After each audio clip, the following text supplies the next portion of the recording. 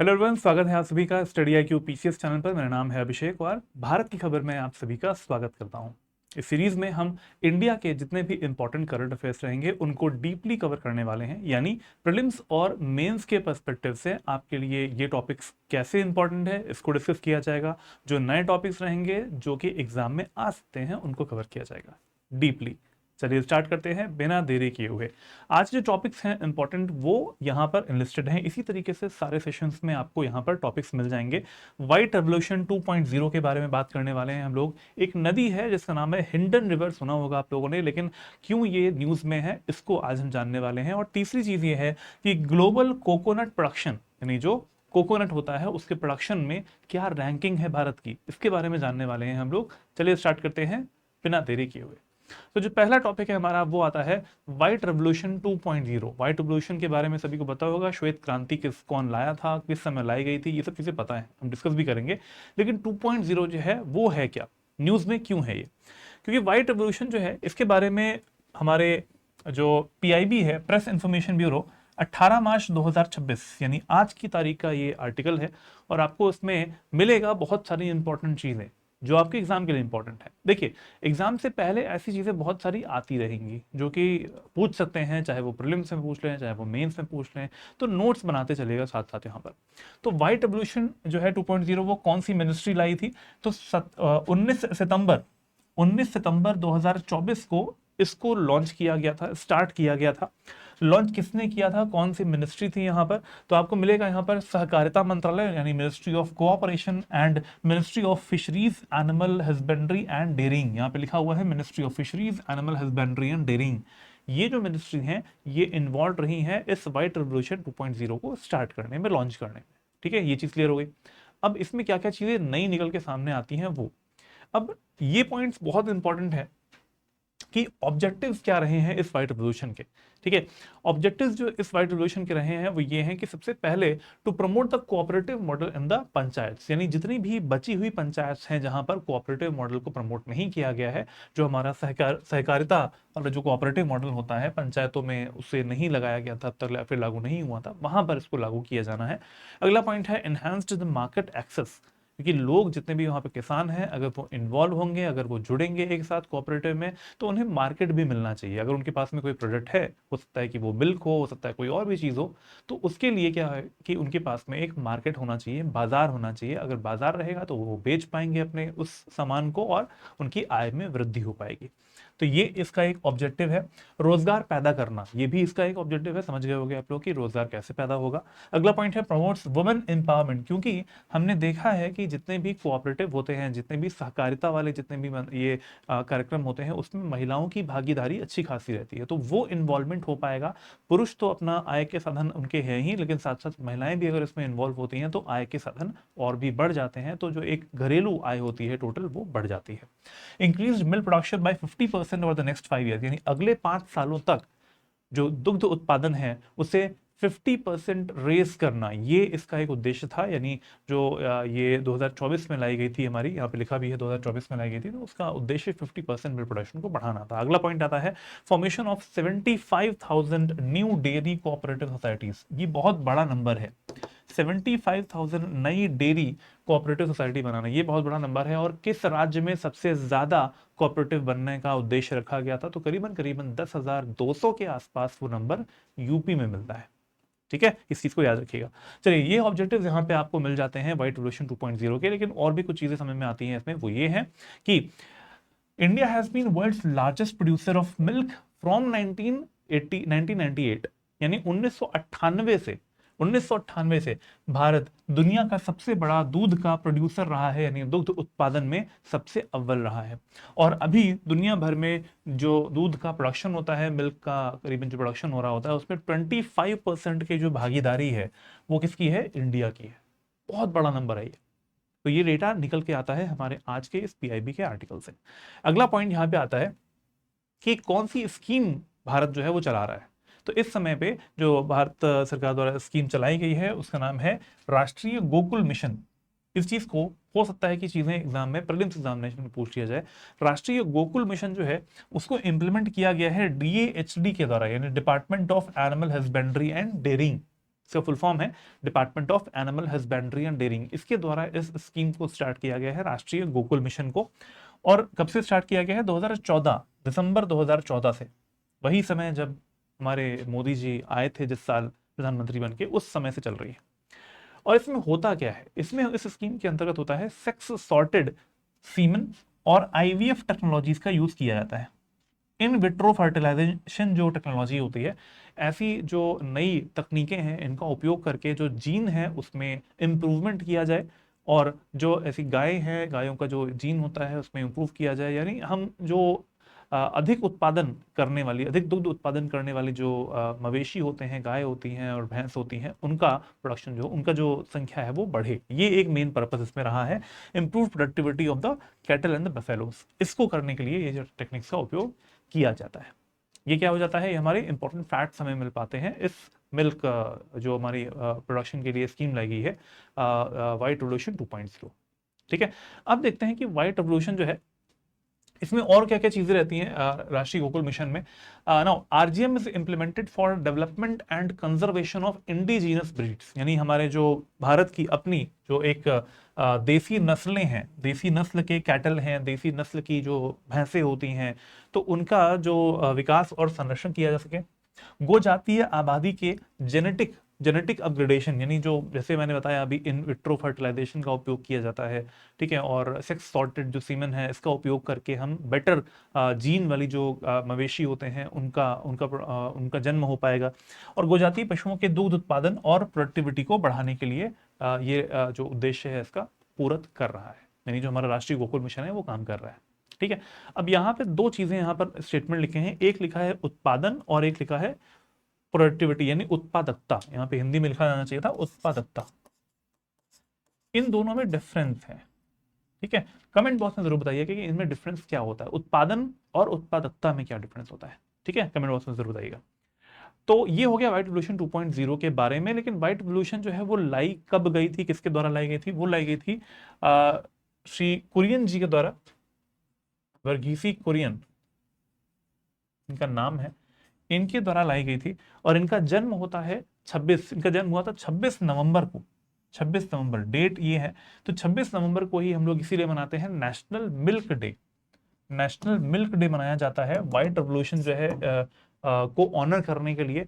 यानी वर्गीसी कुरियन जो है, इनका जन्म हुआ था उस दिन, इसलिए इन्हें ऑनर करने के लिए ये मनाया जाता है। क्लियर? चलिए अब आते हैं हम लोग नेक्स्ट आर्टिकल पे, which is very very important. Hindon river याद होगा आपको, सबसे पहले मैंने आपको स्लाइड पे दिखाया था Hindon river. Why it was in news? Because 0 DO उसमें मिला है, यानी डिजॉल्व्ड ऑक्सीजन उसमें शून्य मिली है। अब किसी भी वाटर बॉडी में अगर डिजॉल्व्ड ऑक्सीजन शून्य है, मतलब वहां पर कोई भी जीवित जो प्राणी है वो रह नहीं सकता। ऑक्सीजन ही नहीं है जो कि ऑक्सीजन पर डिपेंडेंट होगा। तो 0 डिजॉल्व्ड ऑक्सीजन, ये 17 मार्च 2026 का आर्टिकल है, यानी टाइम्स ऑफ इंडिया में आप कल के न्यूज में देख लीजिएगा, उसमें मिल जाएगा। हिंडन रिवर उसमें मिल रहा है, सर्वे भी हुआ है। अब इसका मतलब क्या है? इसका मतलब ये है कि ये क्या है, डिजॉल्व्ड ऑक्सीजन का मार्किंग्स हैं 0 1 2 3 4 5 6 7 8 9। तो जो 0 वाला पार्ट यहाँ पे आपको मिल रहा है, इसका ये अभी मिला है उस जगह पे, हिंडन पे।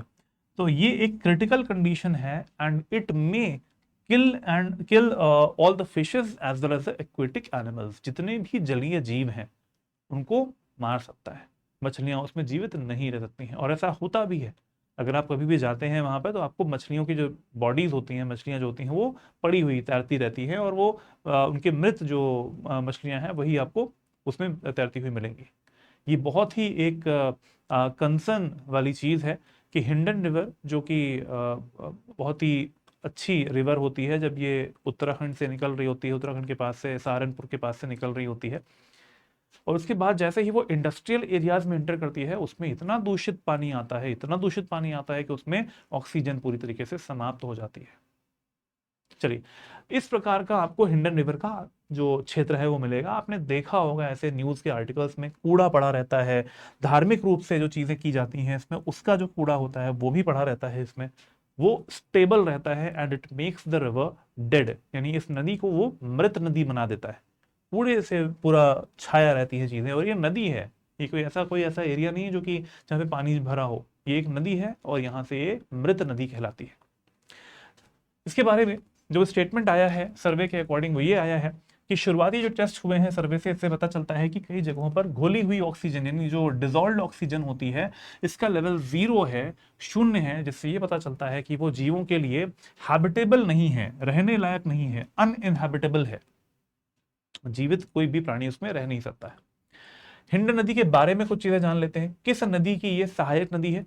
ये यमुना की सहायक नदी है। लगभग 355 किलोमीटर की इसकी लंबाई है और ये सहारनपुर उत्तर प्रदेश के पास से वहां से निकल रही होती है, शिवालिक हिल्स के पास से निकल रही होती है वहां से, और लंबाई मैंने बता दिया आपको, लगभग 800 मीटर का एलिवेशन होता है, वहां से निकलती है।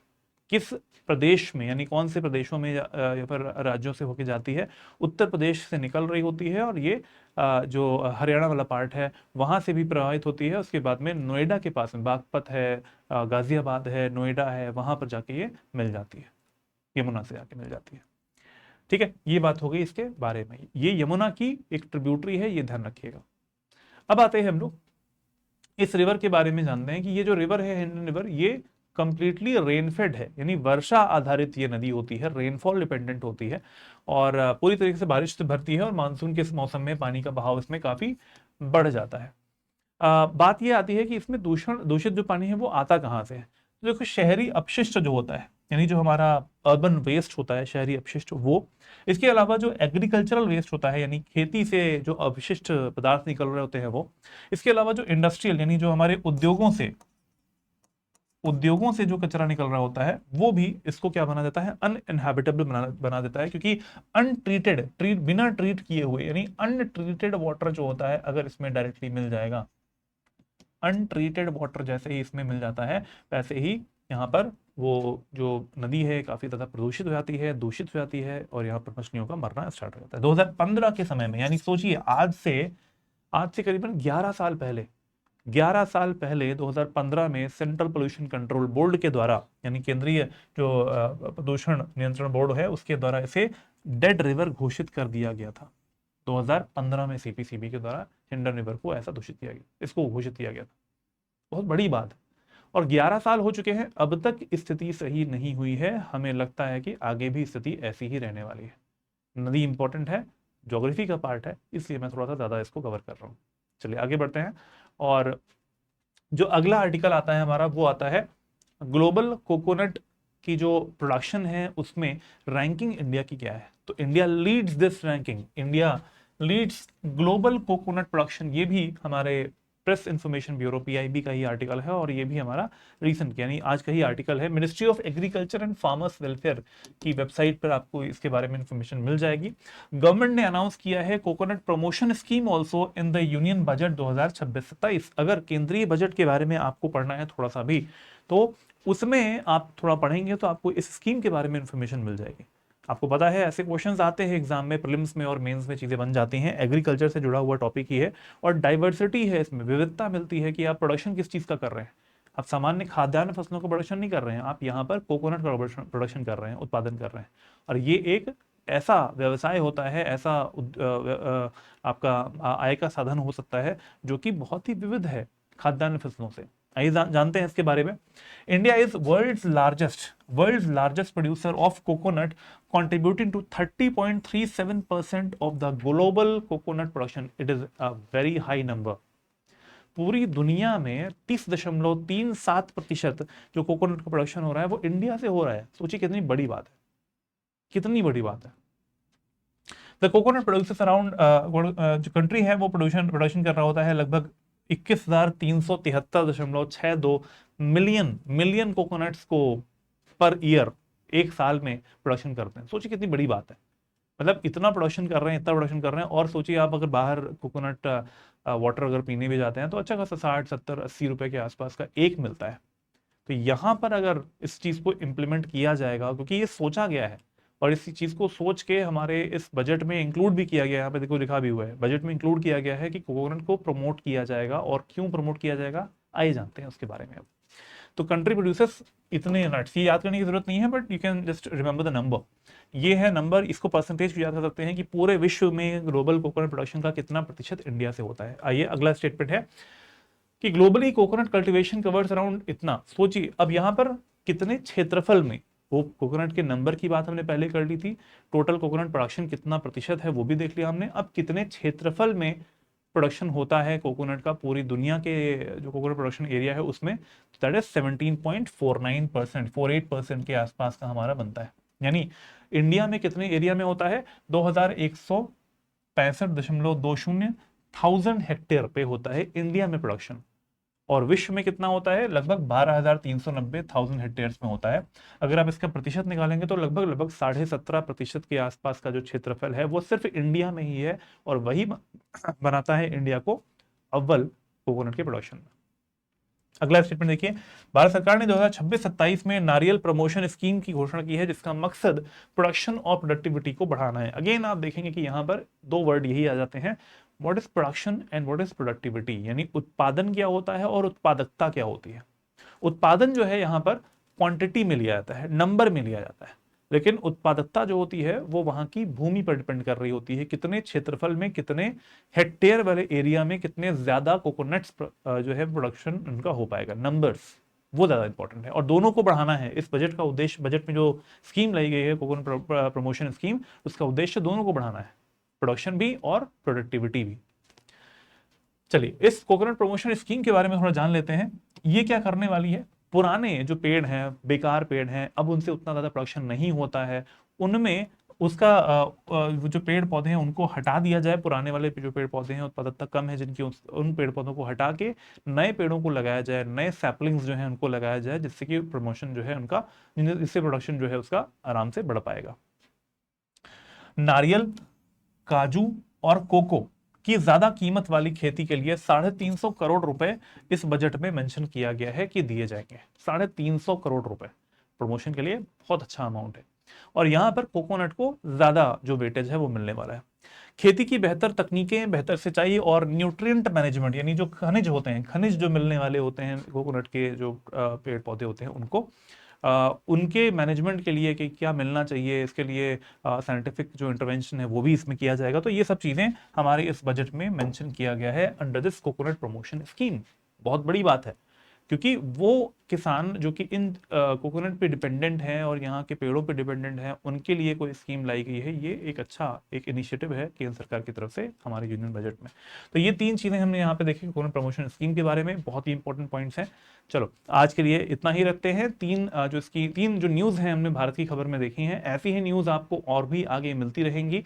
आप सभी लोग स्टडी IQ PCS चैनल पर हमारे जो जितने भी भारत की खबर आती रहेंगी उनको जरूर देखिएगा, डेली देखिएगा, डेली मैं इसको लेके आऊँगा। आरंभ बैच आ चुका है, ये हमारा फाउंडेशन का बैच है और नाम है इसका आरंभ फाउंडेशन बैच 22, 22वां बैच है। और अगर आप स्टेट PCS की एग्जाम्स की तैयारी कर रहे हैं, अगर आप बिलोंग करते हैं यूपी से, बिहार से, झारखंड से, मध्य प्रदेश से, उत्तराखंड से, पंजाब, हरियाणा या फिर जम्मू कश्मीर, उड़ीसा, वेस्ट बंगाल या फिर असम, इन स्टेट्स को स्टडी IQ कवर कर रहा है और इनके फाउंडेशन बैच लेके आया है, नाम है आरंभ बैच। अगर आप लेना चाहते हैं एडमिशन और क्लासेस करना चाहते हैं लाइव, ऐप पर हमारी लाइव क्लासेस चलती हैं 1100 से ज़्यादा घंटों की। इन लाइव क्लासेस की रिकॉर्डिंग्स भी आपको मिल जाती है ऐप पर ही। मेंटरशिप भी प्रोवाइड होगी इसमें, daily mains answer writing, because we are providing mains classes also, साथ साथ इवैल्यूएशन भी आपके आंसर्स का हो जाएगा। कंटेंट हम आपको प्रोवाइड करने वाले हैं, एनसीईआरटी का बैच, पूरा वीडियोस आपको मिल जाएंगे एनसीईआरटी के, साथ साथ 5100 प्लस MCQs का जो बैच है वो भी मिल जाएगा, जिससे आपकी जो प्रैक्टिस है वो इंप्रूव हो पाएगी। टेस्ट सीरीज मिलने वाली है, साथ साथ इसमें आपको बुक्स डिलीवर हो जाएंगी प्लेटिनम बैच में, which has 4 years validity, gold batch has 2 years validity, 2 साल की वैलिडिटी मिलती है इसमें आपको। मेरा कोड है AKS लाइव, जो कि आपको देगा मैक्सिमम डिस्काउंट, और ये जो डिस्काउंट होता है ये मेरे कोड से आपको मिलने वाला है। बैच स्टार्ट होने वाला है 24 तारीख से, तो बिना देरी किए हुए इस वीडियो के डिस्क्रिप्शन बॉक्स में जाइए और वहां से अपने स्टेट के हिसाब से आप जिस भी लिंक पे क्लिक करेंगे उससे आप वेबसाइट पे जाएंगे और कोर्स को जल्दी से परचेज कर लीजिए। अगर आपको कोई समस्या हो कोर्स को परचेज करने में तो आप इस नंबर पे कॉल कर सकते हैं 7640003000। इस नंबर पे कॉल कीजिए और जुड़िए हमारे काउंसलर से, वो आपको इन्फॉर्मेशन देंगे रिगार्डिंग द बैच ऑल्सो और कैसे परचेज करना है। इसके अलावा अगर आपको हमारे ऑफिशियल टेलीग्राम चैनल जो है PCS सारथी से जुड़ना है तो आप इस लिंक का यूज कर सकते हैं। साथ साथ मेरा टेलीग्राम चैनल है लर्न एंड ग्रो विद अभिषेक, यहाँ से आपको इस वीडियो का PDF मिल जाने वाला है, और ये है मेरा email ID abhishek.singh@studiiq.com। यहाँ से भी आपको मुझसे जुड़ना है अगर आप तो जुड़ सकते हैं, कोई चीज़ पूछनी है, कोई चीज़ बात करनी है तो बात कर सकते हैं, या फिर टेलीग्राम चैनल नहीं मिल रहा है तो आप यहाँ पे मुझे मेल भेज सकते हैं, मैं आपको वहाँ में ऐड कर दूंगा। तो आज के लिए इतना ही भारत की खबर में। डेली आपके लिए ऐसे ही कुछ news, important information, deep analysis के साथ मैं लेके आता रहूंगा, जो कि आपके प्री और मेंस दोनों के लिए इंपॉर्टेंट रहेगी। आज के लिए इतना ही। जय हिंद, जय Bharat, take care, good bye.